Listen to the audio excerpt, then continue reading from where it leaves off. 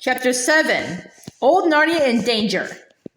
The place where they had met the fauns was, of course, Dancing Lawn itself, and here Caspian and his friends remained till the night of the Great Council. To sleep under the stars, to drink nothing but well water, and to live chiefly on nuts and wild fruit was a strange experience for Caspian after his bed with silken sheets in a tapestried chamber in the castle, with meals laid out on gold and silver dishes in the anteroom, and attendants ready at his call. But he had never enjoyed himself more. Never had sleep been more refreshing, nor food tasted more savory, and he began already to harden in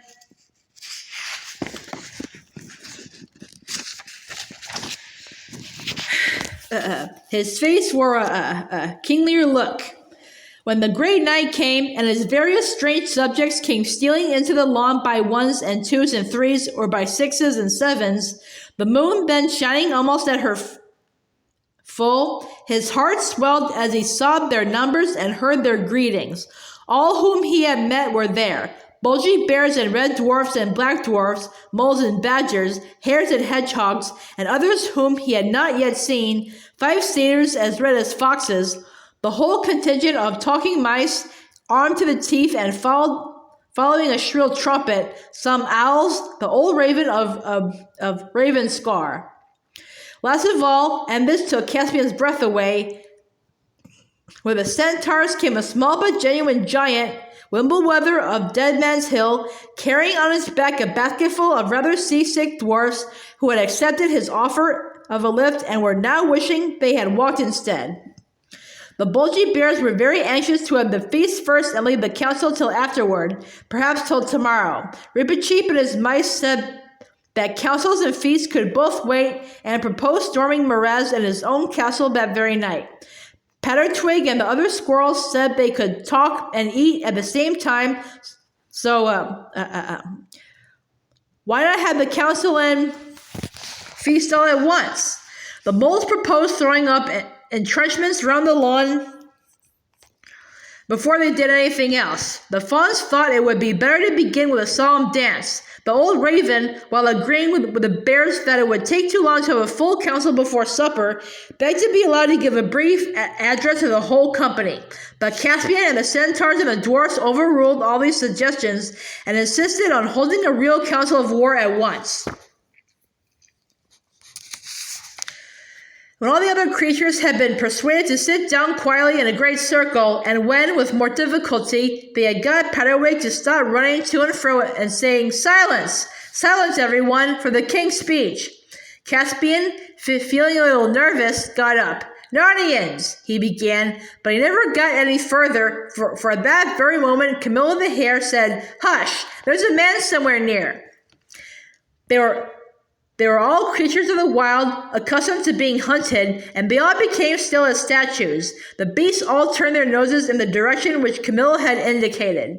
"Smells like man and yet not quite like man," whispered Truffle Hunter. "It's getting steadily nearer," said Camillo. "2 badgers and you 3 dwarfs."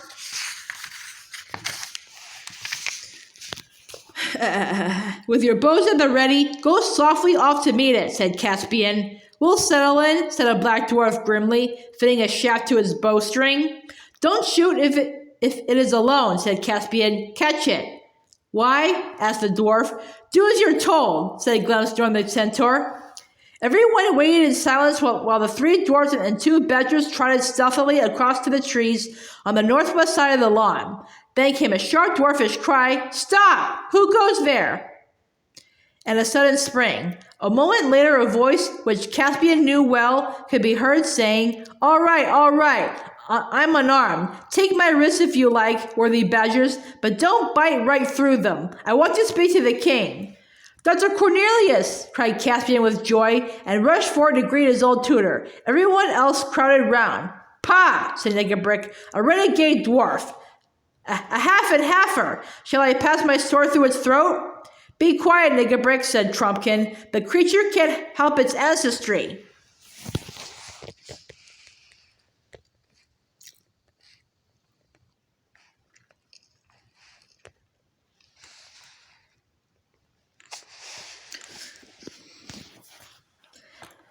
"This is my greatest friend and the savior of my life," said Caspian, "and anyone who..."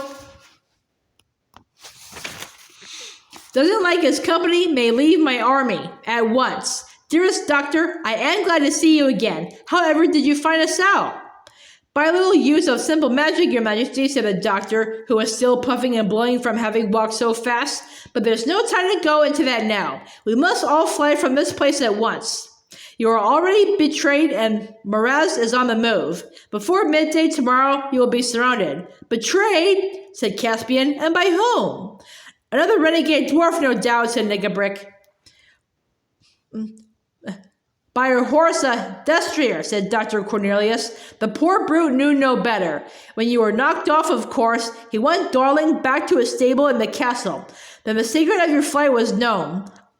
I made myself scarce, having no wish to be questioned about it in Miraz's torture chamber. I had a pretty good guess from my crystal as to where I should find you, but all day, that was the day before yesterday, I saw Miraz's trekking parties out in the woods. Yesterday, I learned that his army is out. I don't think some of your pure-blooded dwarves have as much woodcraft as might be expected. You've left tracks all over the place. Great carelessness. At any rate, something has warned Miraz that old Narnia is not so dead as he had hoped. And he is on the move. Hurrah! Said a very shrill and small voice from somewhere at the doctor's feet. Let them come. All I ask is that the king will put me and my people in the front. What on earth, said Dr. Cornelius. Has your majesty got grasshoppers or mosquitoes in your army? Then after stooping down and peering carefully through his spectacles, he broke into a laugh. By the lion, he swore, it's a mouse.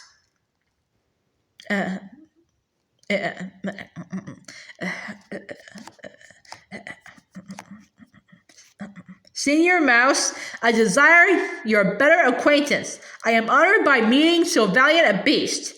My friendship you shall have, learned man, piped Reepicheep, and any dwarf or giant in the army who does not give you good language shall have my sword to reckon with. Is there time for this foolery? Asked Nigabrick. What are our plans?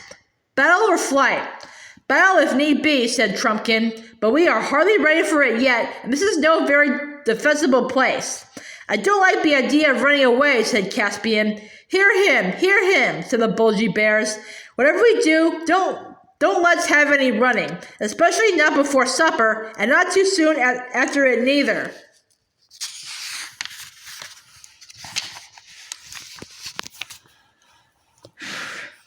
Those who run first do not always run last, said the centaur, and why should we let the enemy choose our position instead of choosing it ourselves?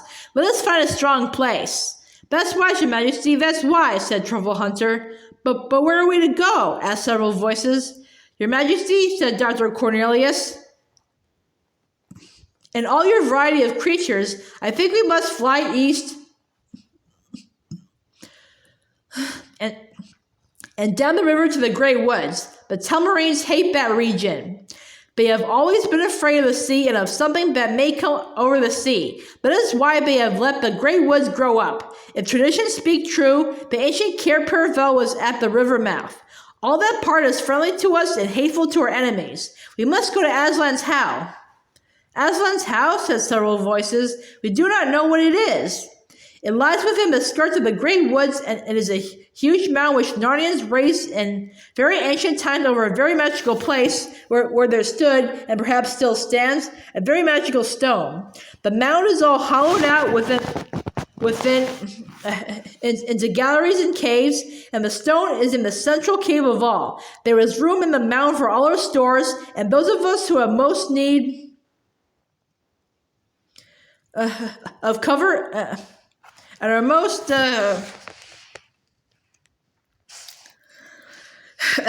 accustomed to underground life can be lodged in the caves. The rest of us can lie in the wood. At a pinch, all of us, except this worthy giant, could retreat into the mound itself, and there we should be beyond the reach of every danger except famine.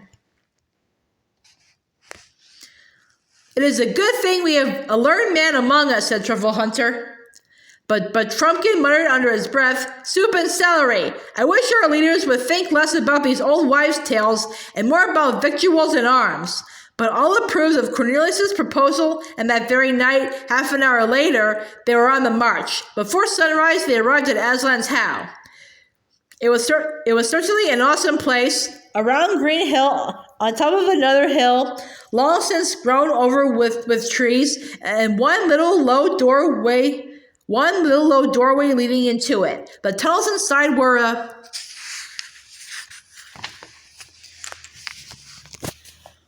perfect maze till you got to know them, and they were lined and roofed with smooth stones, and on the stones, peering in the twilight, Caspian saw strange characters and snaky patterns, and pictures in which the form of a lion was repeated again and again. It all seemed to belong to an even older Narnia than the Narnia of which his nurse had told him.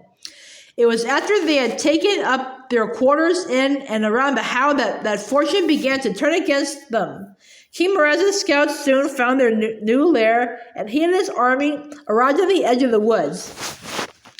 And as so often happens, the enemy turned out stronger than they had reckoned. Caspian's heart sank as he saw company after company arriving. And though Miraz's men may have been afraid of going into the wood, they were even more afraid of Miraz, and with him in command, they carried battle deeply into it and sometimes almost to the How itself. Caspian and other captains, of course, made many sorties into the open country. Thus, there was fighting on most days and sometimes by night as well, but Caspian's party had on the whole the worst of it. At last there came a night when everything had gone as badly as possible, and the rain which had been falling heavily all day had ceased at nightfall, only to give place to raw cold. That morning, Caspian had arranged what was his biggest battle yet, and all had hung their hopes on it. He, with most of the dwarfs, was to have fallen on the king's right wing at daybreak, and then, when they were heavily engaged, giant Wimbleweather, with the centaurs and some of the fiercest beasts, was to have broken out from another place and endeavored to cut the king's right off from the rest of the army. But it had all failed. No one had warned Caspian, because no one in these later days of Narnia remembered that giants are not at all clever. Poor Wimbleweather, though as brave as a lion, was a true giant in that respect.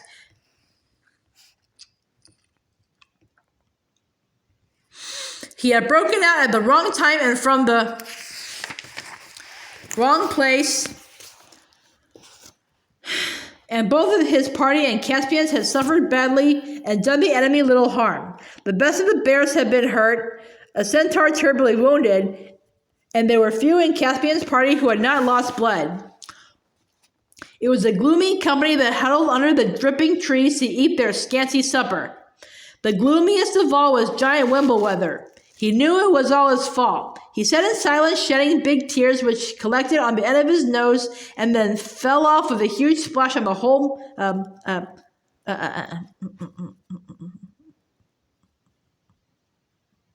bivouac of the mice, who had just been beginning to get warm and drowsy. They all jumped up, shaking the water out of their ears and wringing their little blankets, and asked the giant in shrill but forcible voices whether he thought they weren't wet enough without this sort of thing.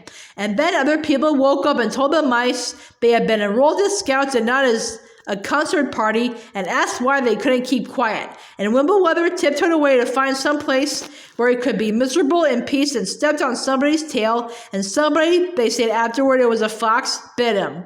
And so everyone was out of temper. But in the secret and magical chamber at the heart of the How, King Caspian, with Cornelius and the Badger and Nickabrick and Trumpkin, were at council. Thick pillars of ancient workmanship supported the roof. In the center was the stone itself, a stone table split right down in the center and covered with what had once been writing on some kind, but ages of wind and rain and snow had almost worn them away in old times when the stone table had stood on the hilltop and the mount had not yet been built above it. They were not using the table nor sitting round it. It was too magic a thing for any common use. They sat on logs a little way from it, and between them was a rough wooden table, on which stood a rude clay lamp lighting up their pale faces and throwing big shadows on the walls. "If your majesty is ever to use the horn," said Truffle Hunter, "I think the time has now come." Caspian had, of course, told them of his treasure several days ago. "We are certainly in great need," answered Caspian, "but it is hard to be sure we are at our greatest. Supposing there came an even worse need and we had already used it?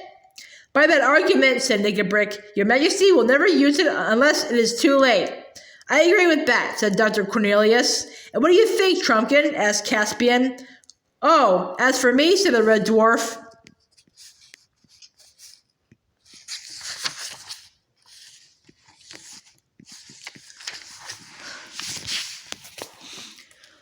who had been listening with complete indifference. Your majesty knows I think the horn and that bit of broken stone over there and your great King Peter and your lion Aslan are all eggs and moonshine. It's all one to me when your majesty blows the horn.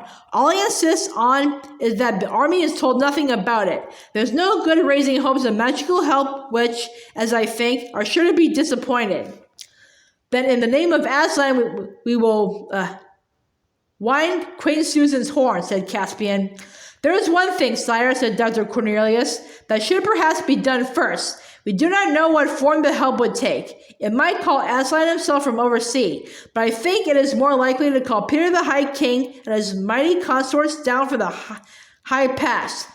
But in either case, I do not think we can be sure that the help will come to this very spot.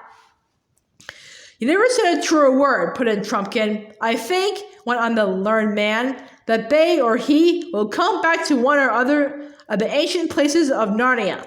This, where we now sit, is the most ancient and most deeply magical of all, and here, I think, the answer is likeliest to come. But there are two others. One is Lantern Waste, upriver, west of Beaver's Dam, where the royal children first appeared in Narnia, as the records tell.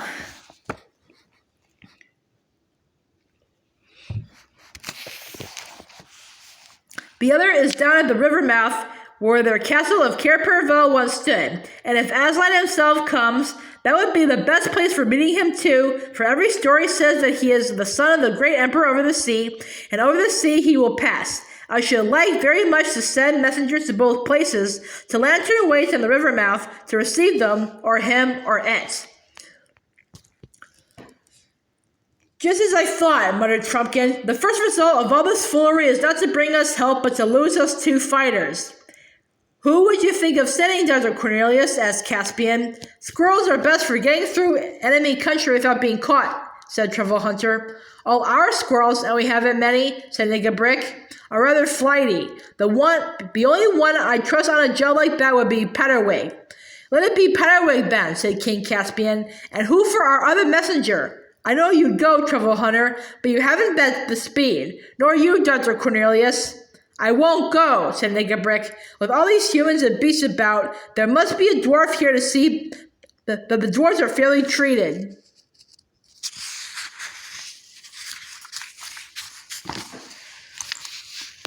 Thimbles and thunderstorms, cried Trumpkin in a rage. Is that how you speak to the king? Send me, sire. I'll go. But I thought you didn't believe in the horn, Trumpkin, said Caspian. No more I do, your majesty. But what's that got to do with it? I might as well die on a wild goose chase as die here. You are my king. I know the difference between giving advice and taking orders. You've had my advice, and now it's the time for orders. I will never forget this, Trumpkin, said Caspian. Send for Patterwig, one of you, and when shall I blow the horn? I would wait for sunrise, your majesty, said Dr. Cornelius. That sometimes has an effect in operations of white magic. A few minutes later, Patterwig arrived and had his task explained to him. As he was, like many squirrels, full of courage and dash and energy and excitement and mischief, not to say conceit, he no sooner heard it than he was eager to be off. It was arranged that he should run for Lantern Waste while Trumpkin made the shorter journey to the river mouth. After a hasty meal, they both set off with the fervent thanks and good wishes of the king, the badger, and Cornelius.